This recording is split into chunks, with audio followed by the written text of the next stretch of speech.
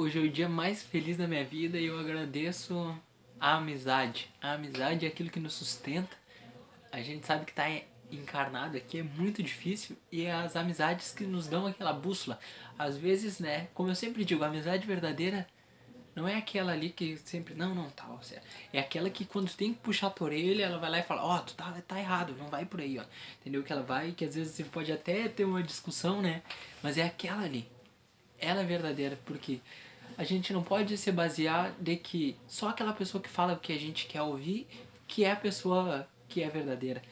A gente sabe que a gente tem muito a evoluir, a gente tem que estar cercado de pessoas que nos queiram o nosso bem. E não simplesmente, como se diz, puxar o saco da gente, falar assim, não tá certo, tá tudo certo. Só a gente tem que sempre prezar pela verdade. Né? Vamos falando sobre os animais e o homem. Continuando, né, sobre os três reinos, o Kardec pergunta: pode-se dizer que os animais não agem senão por instinto, né? Por instinto? Aí a resposta é: isto ainda é o sistema. É verdade que domina o instinto na maioria dos animais, mas você não vê que uns agem como se tivesse uma vontade pré-determinada? Os espíritos perguntam, né? E aí eles falam, é a inteligência, embora limitada. Então os animais, eles começam a ter a gente vê nos animais domésticos, que eles começam a ter sentimentos, né? Você pega, poderia falar um crustáceo ou então uma lesma que chama.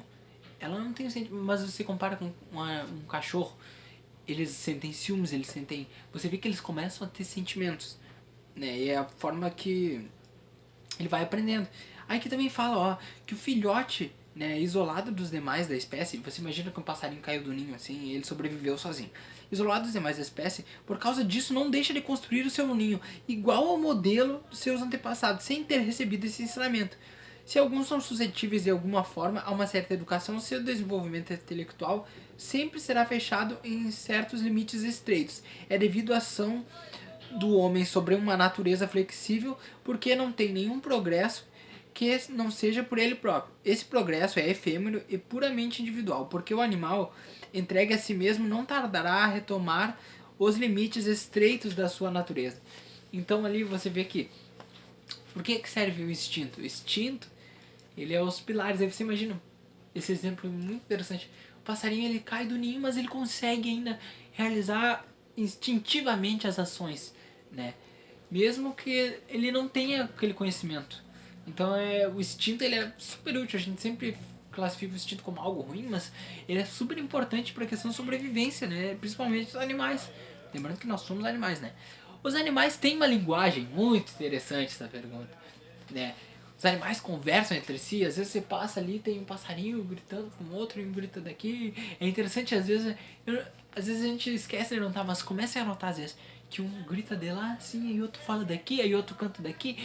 Parece que tem de fato um diálogo, né? Mas Kardec, muito inteligente, faz essa pergunta. Aí a resposta é: se entendeis a linguagem como um formato de palavras, né? Não. Um meio de se comunicar entre si, sim. E eles se dizem muito mais coisas do que você acredita, né? Do que nós acreditamos. Mas sua linguagem é limitada, como suas ideias, as suas necessidades. Aí, há animais que não têm voz, ao que parece. Esses animais não têm linguagem. A gente tá falando tipo dos peixes, que eles não conversam entre si, eles não emitem sons nenhum. Aqui, ó.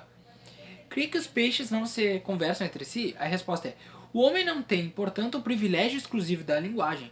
Embora os animais, né, eles tenham limitada, né, eles tenham um instinto, ele é ligado às suas necessidades, às suas ideias. Ele tem um pouco de diálogo, né, que para o homem não é perceptível. Ele se presta a todas as concepções, né, da sua inteligência. Aí que ele até explana que talvez que até pelas moléculas da água, de uma forma diferente, que há uma linguagem que é difícil de explicar, mas que há, né?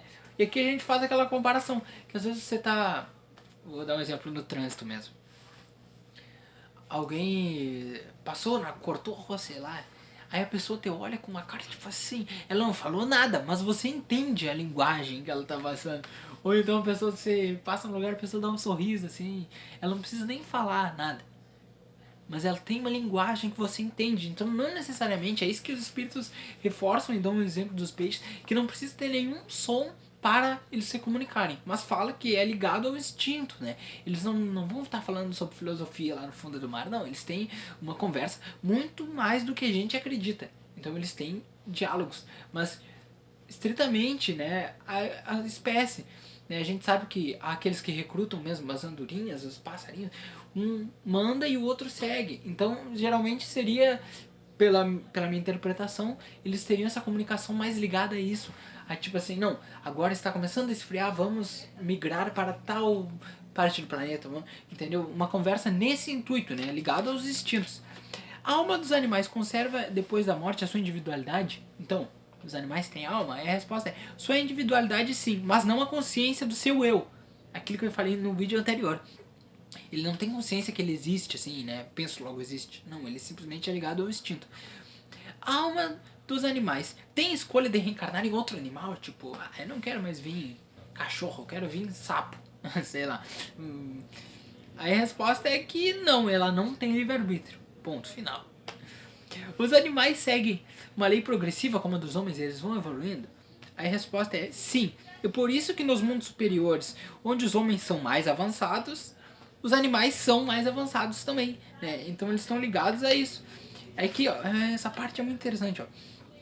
Mas eles são sempre inferiores e, né, e numa classe abaixo do homem, né?